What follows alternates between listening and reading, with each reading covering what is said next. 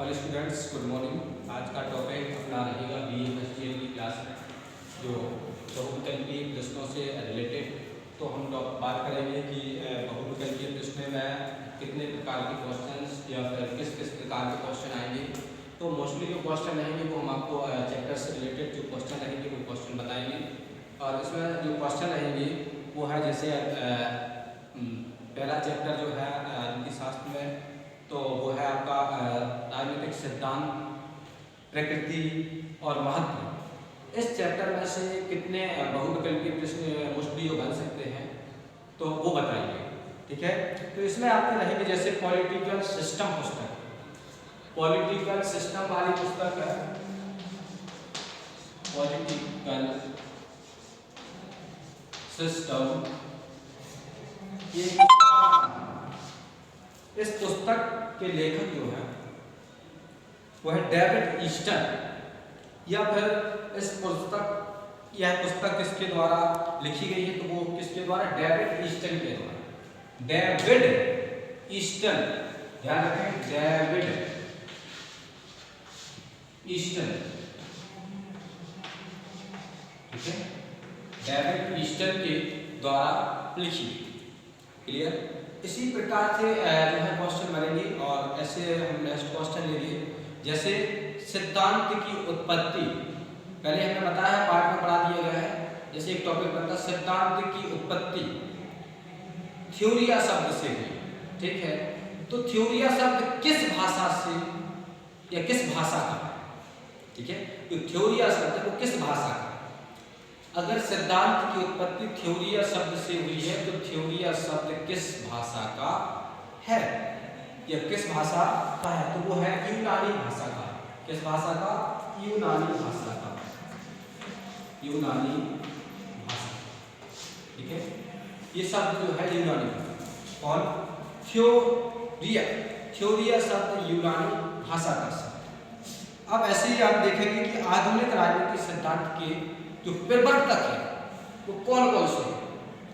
आधुनिक राजनीति के, आधुनिक राजनीतिक सिद्धांत के प्रवर्तक कौन कौन से तो हमें समझना है।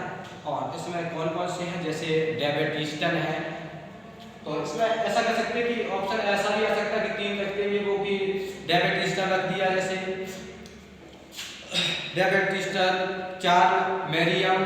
चार्ल्स मेरिडियम या फिर मैरियम, और ऐसे ही हेरल्ड लासबेल। ये 3 बता देंगे, इनमें से कह देंगे एक ऑप्शन कर देंगे, इनमें से कोई नहीं।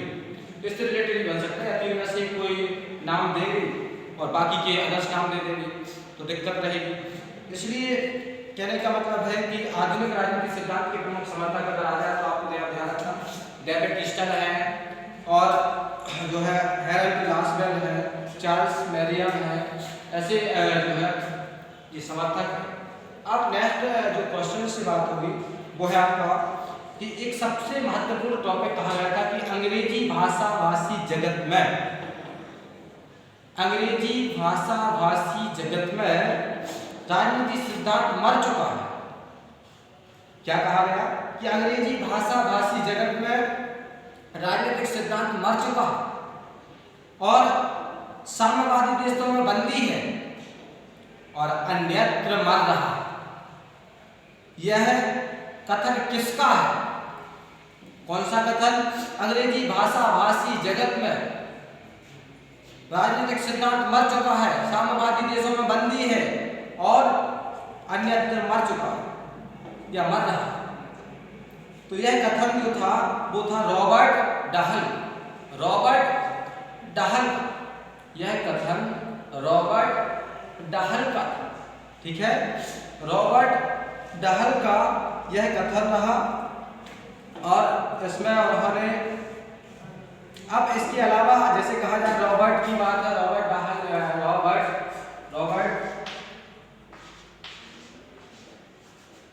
रॉबर्ट डहल कहेगा, इसने कथन क्या दिया था कि अंग्रेजी भाषा भाषी जगत में राजनीतिक सिद्धांत मर चुका है, साम्यवादी देशों में बंदी है और अन्यत्र मर रहा। इसका कथन रॉबर्ट डहल का, ठीक है। इसके बाद नेक्स्ट है कि नेक्स्ट आपका बहुत अच्छा रहेगा, इसमें क्या नाम से अच्छा टॉपिक है। तो नेक्स्ट टॉपिक हम आपको बताते हैं कि कौन सा टॉपिक है। वो टॉपिक रहेगा आपका कि परस्परिक मूल्य परक प्रभावशाली राजनीतिक दर्शन ही सही अर्थों में राजनीतिक सिद्धांत है। इस मत के समर्थकों के नाम पूछे जाएंगे अगर, तो हम समर्थकों के नाम लिखना है, सभी को लिख लीजिए।